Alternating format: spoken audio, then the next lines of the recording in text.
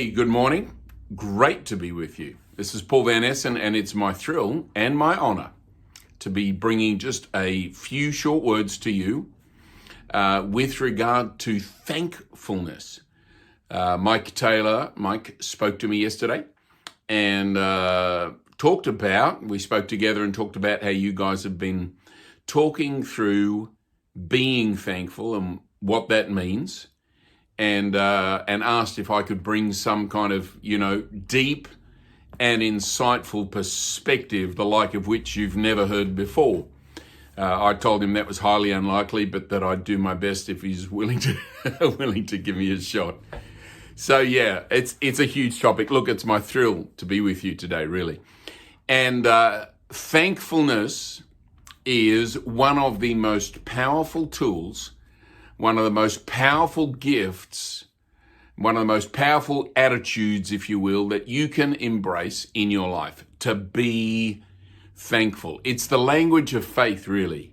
When you have faith in your heart, you will be thankful because you already perceive that things have been done, that God said.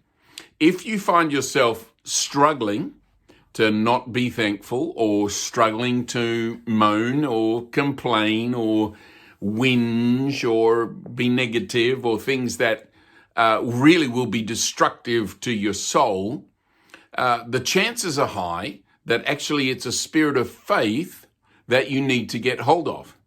And the first thing you want to do is never condemn yourself because you've been whinging all your life, and I know none of you have, but some of us, and probably in these circumstances, all of us will suffer to some degree from being negative about stuff.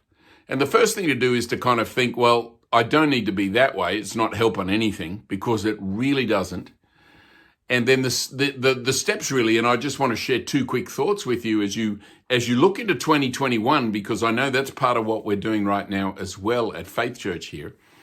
And that is, number one, is you've got to decide that what God said or promised or uttered in the Bible is actually true. Most every Christian will say, oh, yes, I believe the Bible. But actually, if there isn't a lot of natural thanksgiving flowing from our hearts, then probably we're saying we believe it, but are we really believing it? For example, if God said that you don't have a spirit of fear, which is 2 Timothy 1:7, and he also said, you do have a spirit of power, and you do have a spirit of love, agape love, and you do have the spirit of a sound, clear, stable, self-controlled mind. Well, as soon as you believe that, your whole perspective changes. So the first step to thankfulness is simply approaching the Word of God, not trying to learn it all, not trying to, know the depths of the Old Testament in the way that Phil Gibson does.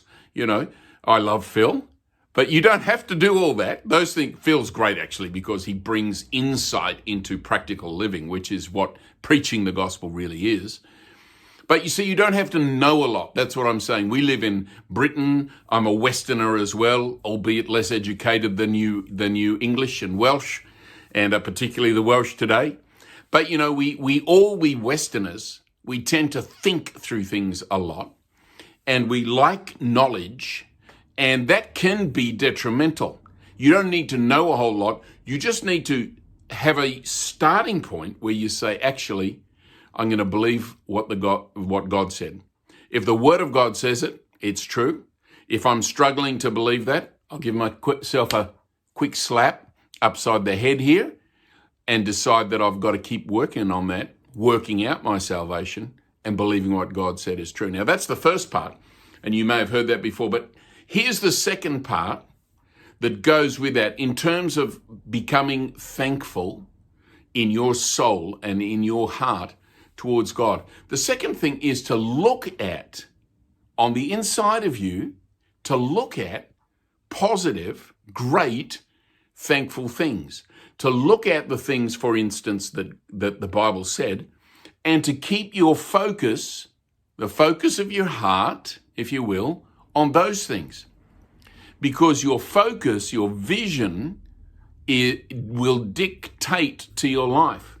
There's a whole teaching I might share with you one day on the power of your imagination being a God-given gift, and that as you imagine things which no other animal can do, but you, as made in the likeness of an image of God, can do, you start to imagine the situation as if what God said really is true. That's basic faith. But the imagination is a powerful tool. The eyes of your heart, the screen on the inside of your head. What do you see in there? What are the pictures that you play to yourself? Let me give you a really simple example, and we could try and do this. I don't know how well it'll work today in church, because we're not really in church in the normal way, not yet anyway. But here's one exercise I ask people to do pretty regularly, one way or another. I say, right, why don't you, if you're in a group of people, maybe you're in your family, maybe you're in home, maybe you're, meeting in some context. I'm not sure that you can do that right now. But here's one of the simple things. You could even do it in the room that you're in. What I want you to do is look around that room, take a few seconds, and look for everything that's green. So go now, everything. So I'm looking around, and there's something green, and I'm looking at all the green things. How many have you got? 2, 3, 4. If I count both those packets of beer that I'm going to send to Mike, 4, 5. How many green things you got? All right, now look at me and tell me how many red things there are around you without looking. And of course, the truth is, you've got no idea, because you didn't look for them, even though they're there. And it's exactly the same with thankfulness. You have to look for those things that God is doing. Look for the promises. Look for the experiences. Stare at them. Keep reminding yourself of what God did do for you and did say. It's really a converting experience on the inside of your heart. You start to become thankful because you're looking at all these things, like you're looking at the green things and you think, there's another one. There's another one. And when we have developed the habit of looking at things that are difficult, which the news will encourage, etc., then we reproduce that inside. But thankfulness and your future, which is a brilliant future, will have everything to do with you looking at the promise, looking at the prophetic word that Mike might bring to you, looking at the word of God as you read it, looking at what the promises are to you as others expound them to you. That is going to build for you thankfulness. I'm praying for you today. I love you, church. I'm thankful to be connected with you in the way that I am.